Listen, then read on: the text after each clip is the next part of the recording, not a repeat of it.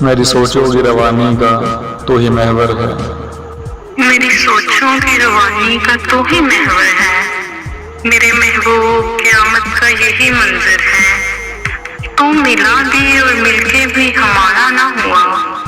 میں تو ٹھکرایا ہوا تھا زمانے بھر کا، مگر نقصان اس سب میں تمہارا نہ ہوا۔ تم تو کہتی تھی کہ تم کو ہے بہاروں کی قسم، زرد پتوں کا سزاوار نہ ہونے دو گی۔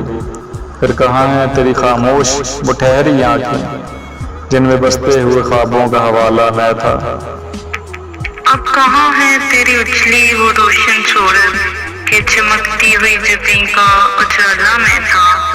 میں تو بکھرا تھا پہلے ہی، سمیٹا کیوں تھا؟ میں تو اجڑا تھا پہلے سے ہی، تھاما کیوں تھا؟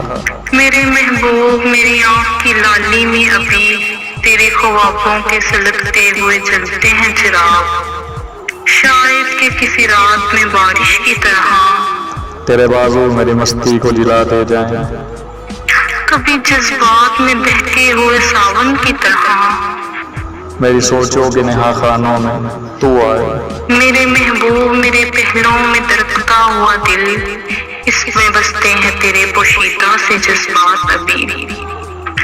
کبھی آتے ہیں بہاروں میں جھلسے ہوئے دن، سبز پتے بھی کبھی شاخ سے جڑ جاتے ہیں، سوکھے بادل بھی اچانک سے برس جاتے ہیں۔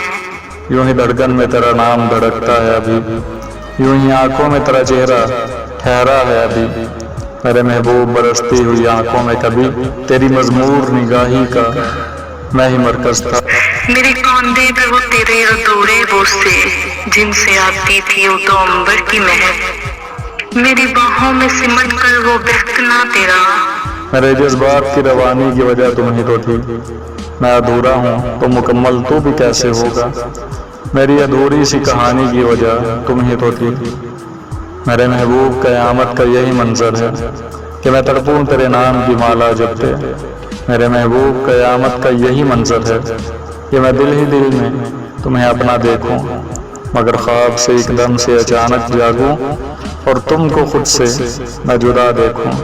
میرے دل پہ چھایا ہوا تیرا سحر ہے، میری آنکھ تیرے ہجر میں اب بھی تر ہے۔ میرے محبوب قیامت کا یہی منظر ہے، میرے محبوب قیامت کا یہی منظر ہے۔